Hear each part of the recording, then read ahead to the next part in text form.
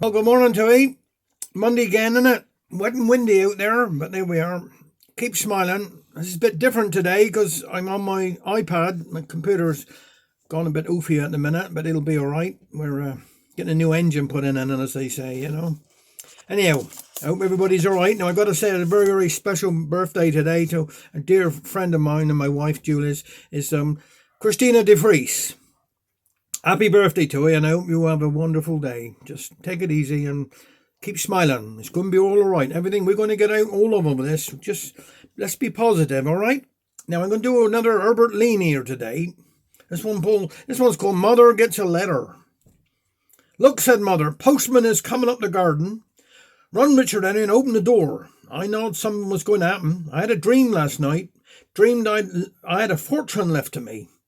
Dreams are funny things, remarked Feather. I dreamt once I found a shilling. Well, how didn't you tell me nothing about it, said Mother. Sure enough, when I was going work, I saw something shining in the road. Well, of all the deceitful men I ever saw, you're the worst. My dream is out, said I, but when I cleaned up, 'twas only a button. Morning, said the postman as he handed Richard Henry a letter. Brave long way for only one letter, and grumbled all the way going down the garden. Shut the door, Richard Henry, and don't cab the letter up with your clibby hands. Postmen don't seem very happy, do they? Dearly love postcards, so he'd know all the news. Now I wonder who 'tis from, as she kept turning the letter over in her hand. Open up and see, said Richard Henry. Can't be from Aunt Martha. Tidn't her writing, sides 'tis a foreign stamp. Shall I open? Asked Father. No, 'tis dressed to me. Now who can it be writing this time of the year? I ain't got nobody in foreign parts abroad. What about Uncle Matty? Asked Richard Henry. Oh, if 'tis he, said Feather, I wouldn't give much for your fortune. Don't you dare say nothing against my brother Matty. He's one of the best. He's one of the best, I dunno, he'd a pasty. I heard him say he wished he had a throat half a mile long as he could tessen all the way going down. I shall never forget up to the tay mitten when the parson asked him if he would like a serviette. He said he was most about full up, but he would try on a half a one. I can remember, Uncle Matty, said Richard Henry. When Mother asked him say grace one Sunday for dinner time, he said, the Lord bless us and keep us all alive. There's 10 of us to dinner, and it enough for 5. I don't care what anybody to say about him. I'd have called him a brave man. He joined up in the First World War, said Mother, as she wiped her eyes. I know, said Richard Henry. Battle of Hastings. Wrong, said Mother. He went Truro. Are you going up the letter before I go work? Asked Feather. Suppose. Don't tear the stamp, said Richard Henry. I don't want 'em. Hark, my dear Lizzie Ann. 'Tis from my dear brother Matty. I know 'tis. He'd always call me Lizzie Ann. I now took my pen in hand.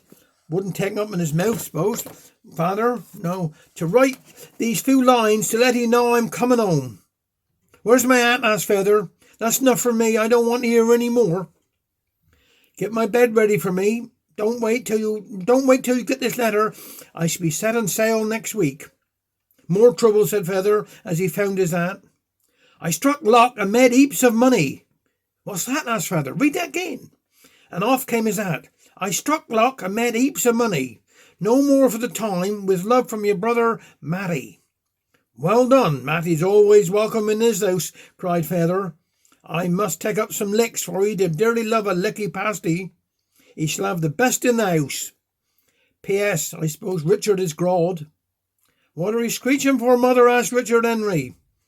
To think about it, only last week I gave away his old coat and trousers. That's the one there now.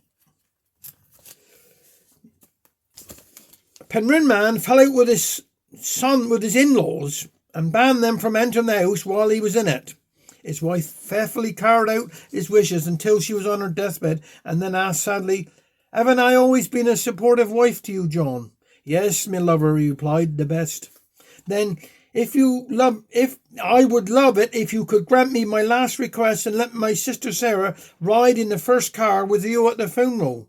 All right, my lover, he agreed heavily, but I'm warning you, it'll spoil all my pleasure.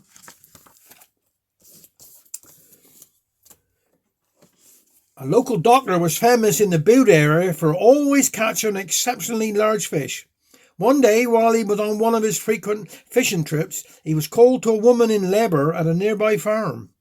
He rushed to her aid and delivered a healthy baby boy. The farmer had nothing to weigh the baby, so the doctor used his fishing scales, and the baby weighed £21 13 ounces. Take care, Olivie.